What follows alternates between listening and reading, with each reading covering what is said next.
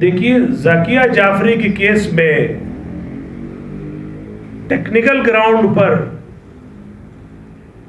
जहां कांग्रेस के x MP Jafri साहब के साथ 69 लोगों को दिन के उजाले में जलाकर मार दिया गया था, उसको याचिका को खारिज कर दिया।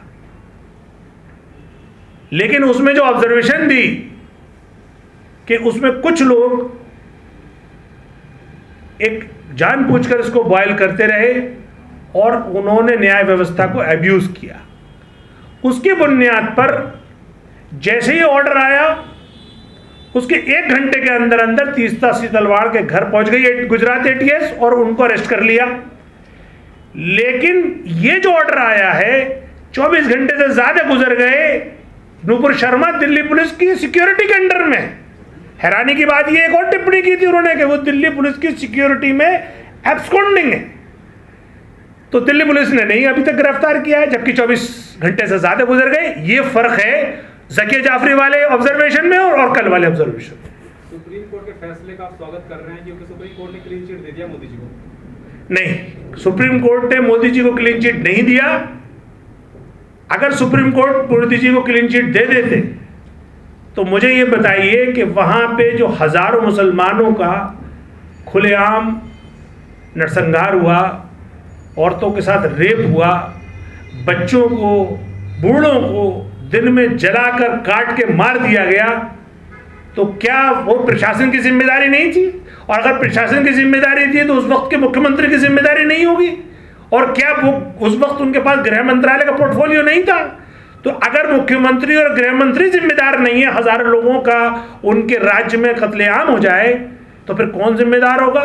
दूसरी बात, जब उन्होंने राज्य ने आर्मी मांगी और केंद्र ने आर्मी वहां भेज दी, तो आर्मी की जो टोली को जो हेड कर रहे थे जनरल जमीरुद्दीन शाह, वो अहमदाबाद पहुंच गए।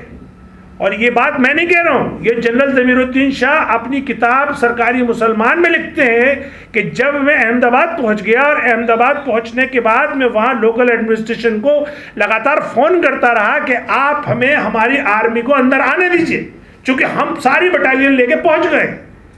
3 दिन तक जनरल जमीरुद्दीन शाह बाहर पड़े रहे, शहर के अंदर घुसने की वहां के प्रशासन ने इजाजत नहीं दी। तो अगर वहां के प्रशासन ने इजाजत नहीं दी आर्मी को, तो आप मुझे बताइए उसका जिम्मेदार कौन है? उसका जिम्मेदार मुख्यमंत्री हैं। तो मुख्यमंत्री जो इस वक्त प्रधानमंत्री है नरेंद्र मोदी, अपनी जिम्मेदारी से नहीं बच सकते, उन्हें कभी क्लीन चिट नहीं मिल सकती। उनके दामन पर उन तमाम मासूमों का खून, उनकी आंखें और उनकी जान की जिम्मेदारी रहेगी। टेक्निकल ग्राउंड पे कोई याचिका खारिज हो सकती है, ठीक है, वो अगर नहीं मिला एविडेंस तो खारिज हो गई, लेकिन ये तो सवाल बना हुआ ही है ना कि 69 लोगों को, जाकिया जाफरी वाले केस को भी मैं मानूं तो 69 लोगों को किसने मारा? कोई ऊपर से आके कोई भूत मार गया, कोई प्रेत मार गया? जरूर किसी ने मारा होगा, उसको हमारा प्रशासन नहीं पकड़ पाया। ये हमारे प्रशासन की कमी है और उस वक्त जो प्रशासन का जिम्मेदार था उसकी कमी है। लेकिन गृह मंत्री अमित शाह कहते हैं कि ये आरोप लगाया गया था मोदी जी पर और 22-20 साल तक उसको झेलते रहे, पीड़ा में रहे।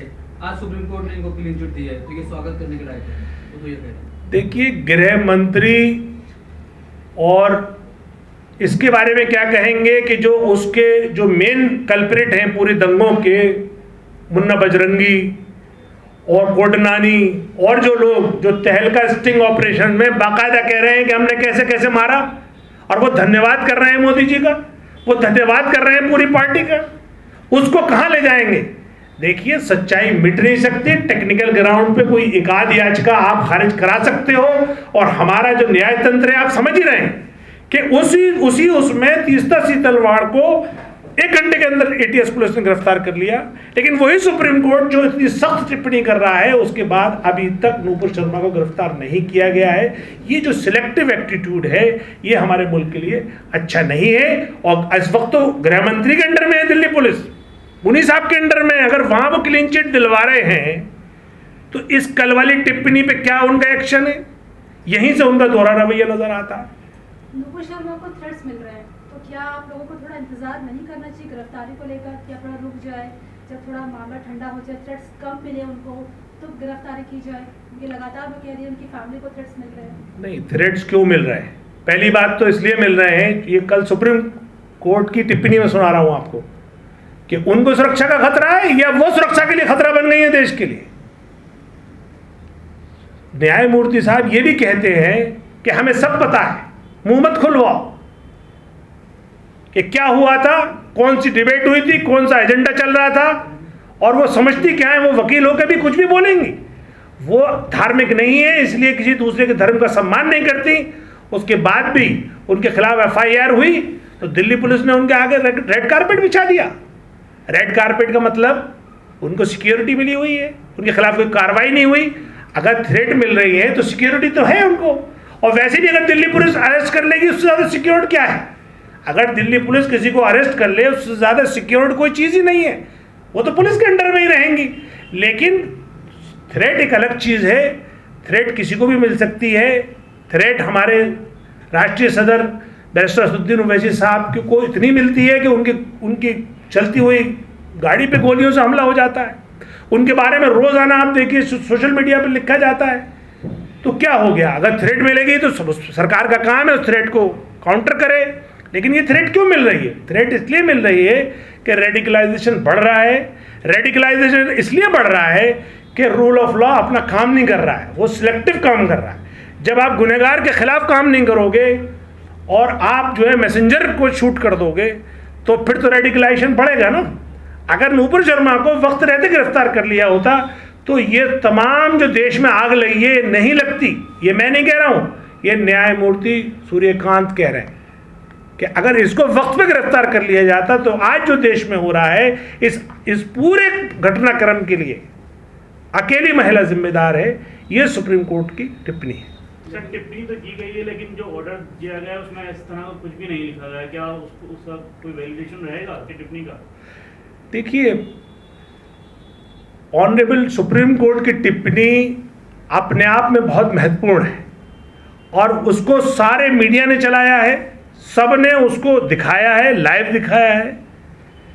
उम्मीद तो हम ये कर रहे थे कि ये ऑर्डर का हिस्सा होती ताकि दिल्ली पुलिस की जो बेशर्मी है वो ख़त्म हो जाती और दिल्ली पुलिस एक्ट करती। लेकिन टिप्पणी को भी देकर याचिका को खारिज करना और ये कहना कि ठीक है आप दूसरे कोर्ट में जाइए, ये आप इसे ऑर्डर से कम ना समझें। ये देश के लिए और ख़ासतौर से देश के नफरती माहौल को दिशा दिखाने के लिए काफ़ी है। आखिर देश जो चलेगा वो संविधान या संस्थाओं से ही चलेगा। ये जो कानून व्यवस्था की जो रखवाला है वो सबसे सर्वोच्च न्यायालय है। अगर सर्वोच्च न्यायालय के कोई न्यायमूर्ति कोई बात कहते हैं, उसको कोई अगर हल्के में लेता है तो वो गलतफहमी में है। सर, इसी पर एक और रिट पिटीशन दाखिल की गई है जो सूर्यकांत चीफ जस्टिस ने जो बोला है उसके चीफ जस्टिस ऑफ इंडिया के पास एक रिट पिटीशन दाखिल की गई है कि जो रिमार्क्स दिए गए हैं उसको वापस लिया जाए। मतलब ये एक इंतहा है आप इस लोकतांत्रिक व्यवस्था के खिलाफ जाने की। यानी जस्टिस सूर्यकांत जी ने जो बात कही वो इस देश को दिशा को ठीक करने के लिए काफ़ी है। अब अगर लोगों को अमन और अमान या शांति भी पसंद नहीं है तो वो कहीं पे भी जा सकते हैं, कुछ भी कर सकते हैं। लेकिन उनका ये संवैधानिक अधिकार है कि कोई किसी के खिलाफ जा सकता है। आप चीफ जस्टिस ऑफ इंडिया उस पर लेंगे डिसीजन, जो भी लेंगे, फिर उसके बाद हम लोग उस पर तबसरा कर सकते हैं, बात कर सकते हैं। दूसरा, जो पहले कमीशन ने रिपोर्ट्स तैयार करवाई थी उसमें बहुत ही अहम रिपोर्ट्स थी। एक रिपोर्ट थी दिल्ली दंगों की फैक्ट फाइंडिंग रिपोर्ट, दूसरी रिपोर्ट थी नॉर्थ ईस्ट में मुसलमानों का सोशियो इकोनॉमिक स्टेटस, तीसरी रिपोर्ट थी दिल्ली के कब्रिस्तान, और चौथी रिपोर्ट थी जो अब तक उन्होंने जो भी पुराने काम किए हैं उस सब पे उन्होंने दस्तावेज बनाया था। उसके आज तक वो रिपोर्ट जो छपी, जो उस पर असर या उस पर एक्टिव होना था दिल्ली माइनॉरिटी कमीशन को, तो उसने कोई एक्शन तो लिया ही नहीं। यहाँ तक कि उस रिपोर्ट की जो जिसने छापी थी पब्लिकेशन हाउस ने, उसकी पेमेंट तक नहीं की। जो स्कूल फी रिएम्बर्समेंट स्कीम है उसे 2 साल से मुसलमानों को स्कूल फी रिएम्बर्समेंट नहीं हुआ है, उसका इन्होंने बीच और रास्ता निकाला। पहले ये school fee reimbursement SC ST और माइनॉरिटीज़ को साथ होता था, अब SC ST उन्होंने अलग पोर्टल कर दिया, उनको तो बराबर जा रही है, लेकिन मुसलमानों को कोई स्कूल फी रिएम्बर्समेंट नहीं हो रहा। ऐसे ही स्कॉलरशिप का मामला है, स्कॉलरशिप भी नहीं दी जा रही, और स्कॉलरशिप भी जो अप्लाई करते हैं अगर 50,000 तो बहुत ही चंद लोगों को उसमें स्कॉलरशिप मिलती है। एक दिल्ली माइनॉरिटी कमीशन ने एक मस्जिद का सर्वे कराया, वो जब मुकम्मल हो गया उसके बाद हमने जब सवाल उठाया ये क्यों कराया है, तो दिल्ली माइनॉरिटी कमीशन के चेयरमैन उससे मुकर गए। अब हम पूछना चाहते हैं कि उसके पीछे आखिर सच्चाई क्या थी, वो सर्वे हुआ क्यों था, और हुआ था तो वो उसको एक्सेप्ट क्यों नहीं कर रहे। इसके अलावा जो दिल्ली में प्रोटेक्टेड मॉन्यूमेंट के तहत मसाजिद हैं, 16 मसाजिद में जुमा बंद कर दिया गया। तो आखिर उन जुमा बंद करने के लिए सरकार के पास क्या प्ली है, क्यों वहाँ 50 साल से जुमा हो रहा था अब बंद कर दिया, क्या माइनॉरिटी कमीशन ने उस पर कोई सवाल उठाया? इसी तरीके से धर्म संसद हुई, जहांगीरपुरी दंगा हुआ, नूपुर शर्मा जैसा मामला सामने आया, मीट पर पाबंदी का मामला सामने आया, ये सब अक़लियतों से जुड़े हुए मामले हैं। उस पे आखिर माइनॉरिटी कमीशन ने क्या स्टेप लिया, ये हम पूछने गए थे उनसे। और पिछली माइनॉरिटी कमीशन ने दिल्ली सरकार को रिकमेंड किया था कि आप अक़लियतों के लिए बिना किसी गारंटी के लिए कर्ज का मुहैया कराइए, उस पर कोई अभी तक काम नहीं हुआ। एक कहा था कि जो दिल्ली सरकार OBC सर्टिफिकेट इशू करती है उसकी जो शराइत है उनमें ढील दी जाए, और उनका खुद का पोर्टल भी नहीं काम करता है। दूसरी बात ये कि जो दिल्ली पिछले कमीशन ने एक अवार्ड शुरू किए थे, जो माइनॉरिटीज़ में या मेजॉरिटी के लोग जो अच्छा या नुमाया काम कर रहे थे उनको अवार्ड दिया गया था, उससे लोगों की हौसला अफजाई हुई थी, उसको भी इन्होंने बंद कर दिया। इसके बाद जो सबसे ज़्यादा ख़तरनाक बात थी वो ये कि जो दिल्ली माइनॉरिटी कमीशन के एडवाइजरी बोर्ड के मेंबर हैं उन सब ने उस पर इल्ज़ाम लगाया बदउनवानी का। एक साहब ने तो ये भी कहा कि साहब हमारे खर्चे से, पर्सनल खर्चे से हमारे प्रोग्राम करा लिए गए, लेकिन उस खर्चे का भुगतान जो है चेयरमैन ने अपने अकाउंट में ले लिया। इस तरह की और बहुत सारी बदउनवानियाँ थी जो हमने उनके सामने रखी थी, लेकिन मैंने आज आपको सामने ये दोहरा दिया ताकि ये आप भी उससे वाकिफ़ हो सकें कि ये जो केजरीवाल सरकार है जो कहती है कि हम अल्पसंख्यकों का और मुसलमानों का ख्याल रखते हैं, लेकिन सच ये है कि वो जहां उसका असल काम है यानी इदारों के थ्रू मुसलमानों के जो मसाइल हैं उनको हल करना, वहाँ पे उसने जो है वो कदगन लगा दिया है, वहाँ रोक लगा दी है। और दिल्ली माइनॉरिटी कमीशन भी, दिल्ली उर्दू अकेडमी भी या और दूसरे इदारे वो अपनी संवैधानिक ड्यूटी न निभाकर वो आम आदमी पार्टी का दफ्तर बने हुए हैं। आम आदमी पार्टी की बाकायदा पॉलिसीज उनकी पार्टी का प्रचार प्रसार में लगे हुए हैं। और ये मैं नहीं कह रहा हूं, ये सारा जमाना कह रहा है, ये जग जाहिर है। तो अब हम आपके थ्रू इस केजरीवाल सरकार को यही चेताना चाहते हैं कि आप होश में आओ।